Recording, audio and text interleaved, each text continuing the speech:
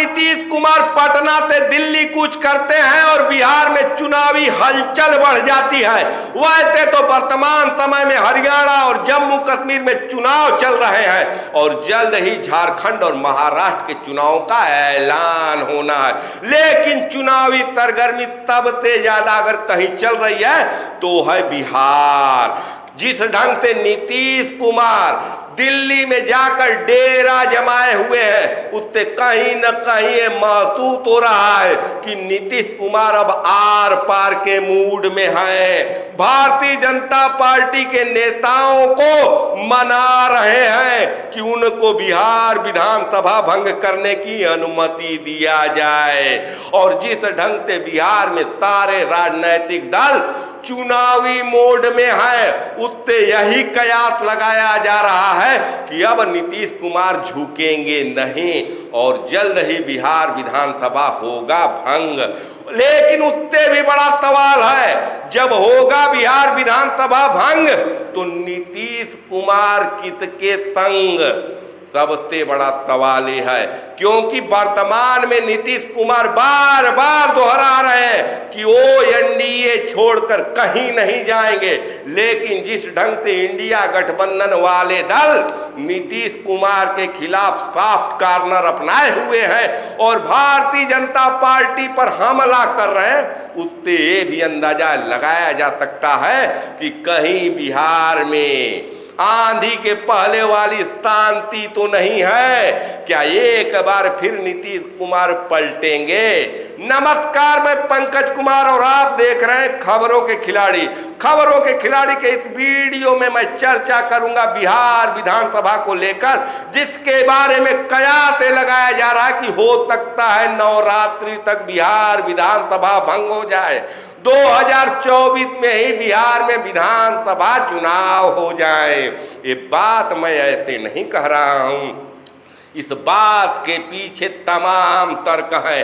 आपको याद होगा दोस्तों कि जनवरी 2024 में नीतीश कुमार इंडिया गठबंधन को गच्चा देकर एनडीए में चले जाते हैं। उस समय उनकी शर्त थी कि बिहार विधानसभा को भंग कर वहां जल्द ही विधानसभा का चुनाव किया जाए। लेकिन लोकसभा चुनाव के समय तो भारतीय जनता पार्टी उनके शर्त को नहीं मानी, लेकिन आज के तारीख में नीतीश कुमार पूरा दबाव बनाए हुए हैं। कहीं न कहीं नीतीश कुमार को इस बात का एहसास है कि जल्द ही चुनाव नहीं करा लिया जाएगा तो बिहार में उनके पार्टी के अस्तित्व को ही खतरा है।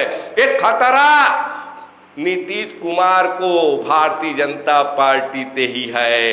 कहीं न कहीं एहसास है नीतीश कुमार को कि जिस ढंग के तेवर लल्लन बाबू अपना रहे हैं, जिस ढंग के तेवर अशोक चौधरी के हैं, जिस ढंग के तेवर संजय झा के हैं, कहीं उनकी पार्टी टूट न जाए, कहीं नीतीश कुमार बिहार में ही बेगाने न हो जाए।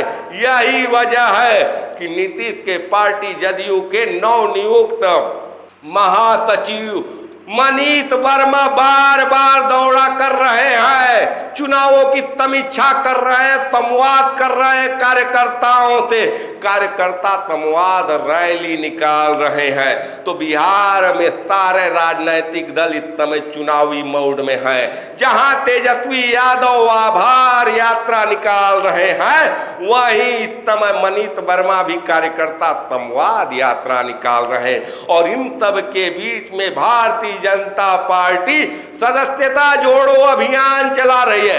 हालांकि बिहार में भाजपा को सदस्यता जोड़ने में उतनी कामयाबी नहीं मिल रही है जितनी भारतीय जनता पार्टी को अपेक्षा थी। बावजूद इसके बिहार विधानसभा के चुनाव कभी भी हो सकते हैं।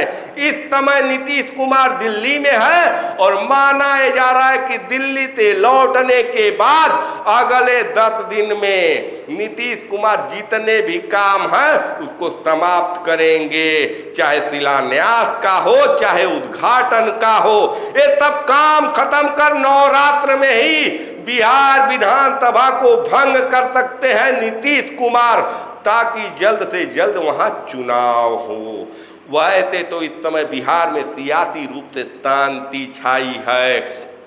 भाजपा का भी कोई नेता बयान नहीं दे रहा है, लेकिन भारतीय जनता पार्टी के नेताओं में नीतीश कुमार के पलटी मारने की छवि को लेकर कहीं न कहीं एक आशंका है।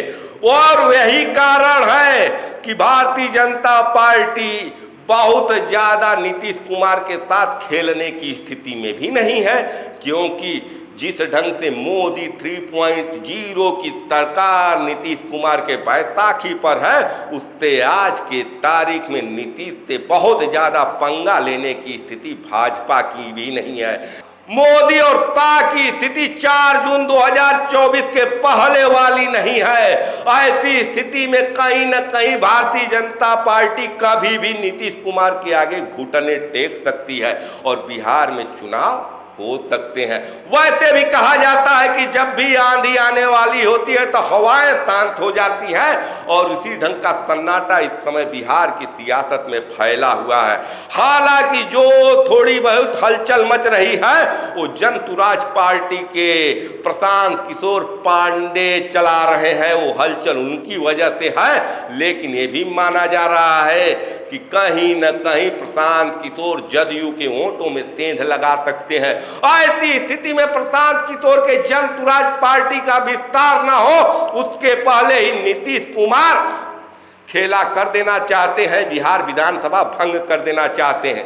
लेकिन बिहार के सियासत में कुछ भी हो सकता है।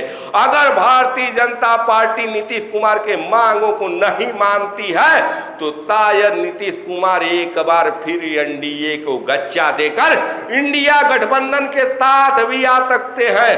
बिहार के सियासत में बेशक सन्नाटा है, लेकिन हलचल मचने वाली है। तूफान आने का संकेत मिल चुका है। आपको क्या लगता है कि क्या नीतीश कुमार जल्द ही विधानसभा को भंग कर चुनाव करवाने में कामयाब हो पाएंगे, या भारतीय जनता पार्टी उनको टालने में, उनको मनाने में कामयाब रहेगी? अपने राय विचार कमेंट कर जरूर बताएं। देखते रहिए खबरों के खिलाड़ी।